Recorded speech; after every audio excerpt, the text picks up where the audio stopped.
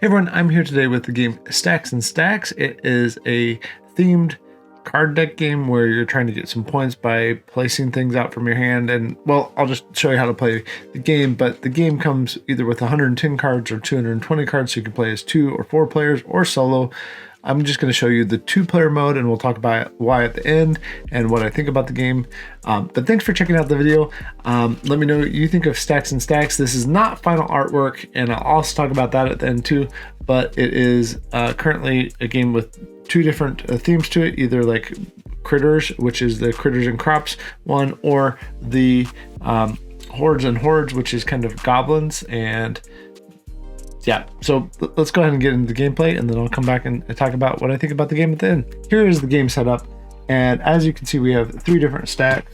Probably not as neat as it could be, but each of these with 5 cards, where the top card is going to be closest to the middle, and we don't need this extra deck of 110 cards. Really, it's 2 decks, but in here we have slightly different things. In each of the stacks, we have we have jokers. And we have these kind of ultimate trump cards, like in the Hordes, we have the dragon card. So there is that card. And in this one, we have a bear. And we'll talk about what all of them do here in just a second. But there is a bear card for you.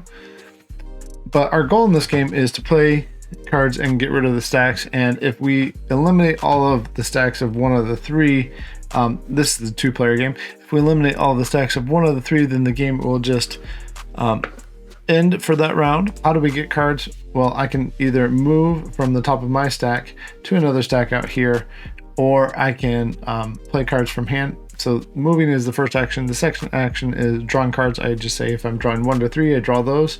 The third thing is I can play a card from hand. And finally, I can place a card, which is slightly different than playing a card. And it's the rule that we kind of forgot at first, but placing a card, let's say I had these 3 cards from hand, I can place it anywhere to change what the order of cards is. But usually it's not a very good move to just place a card unless you're trying to set a way to get multiple cards. How could I get multiple cards? Well, let's say I had something slightly different here, like this.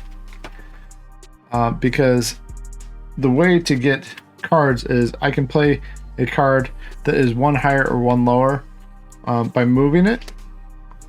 And let's say I had these 3 in my hand, 7, 8, 9. But if I move this from here to here, because the suit matches, I get to take the next 2 cards underneath. So here I would start my personal stash of cards, and I've already gotten 1, 2, 3, 4, 5 points, and I keep that to the side for the end of the round.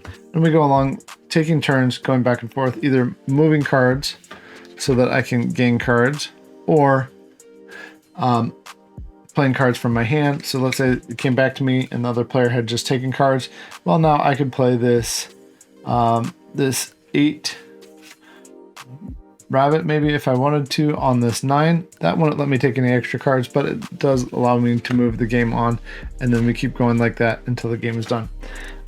There is a wraparound where like you can play the 2 on the ace and the ace on the king and so forth. At the end, face cards, jack through king, are going to be worth 2 points. Aces are going to be worth 3. Jokers are going to be worth 4. And that bear or dragon is going to be worth 6 points for what is in your personal stash. For each set of 10, you're going to get to draw a card and at random after the round is over. And so if let's say I had 35 points, I would get to draw 3 cards plus 1 because I had a positive score. So as long as I have a positive score, I'm going to get to draw 1 card for having a positive score, and then for every 10 cards, I get to draw another card. So I'd start with 4 cards for that 35. Just going around until either one of these 3, so all these 3, or all these 3, or all these 3 are empty, or the stack runs out. If the stack runs out, everybody gets to take 1 more turn. The other way to play the game is that you have teams, kind of where you're sitting across diagonally opposite one another, and you set up in the same way, but you can block. When you block, they act in the same way, except they're negative points if they aren't taken care of. But they can be picked up with the same type here. So let's say I had a 7.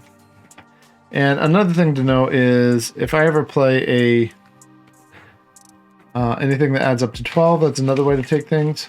So I can play ace of 6 on a 6, and then when I place a 6 on a 6, I get both the card that's underneath it and one more card. So if I place a 6 and a 6 that are the same suit, so let's say I have both 6s of these archers here.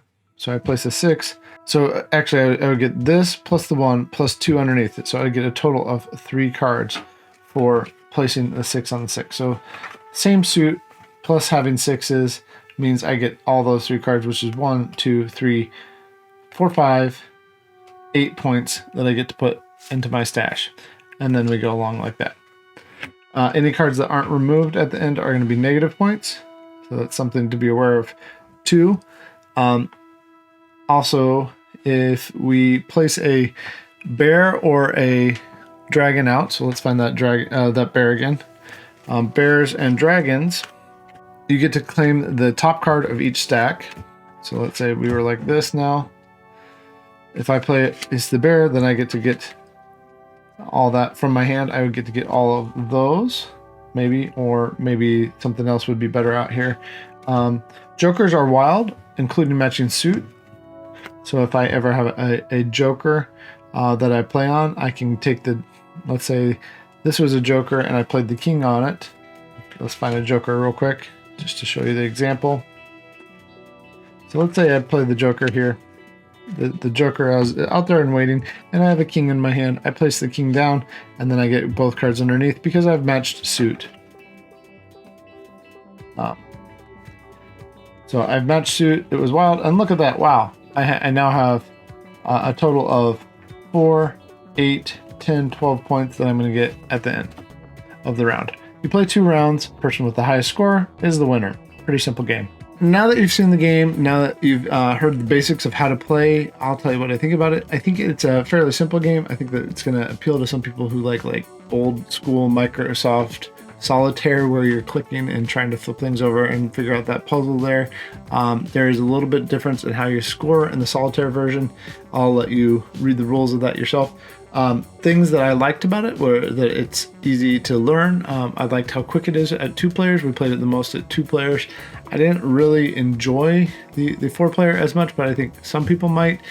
With the blocking, it just slowed it down, made it a little bit more slow than what I want for this type of game personally. I think this game will appeal to people who like to bring something out and have something where you can just play with a couple decks of cards.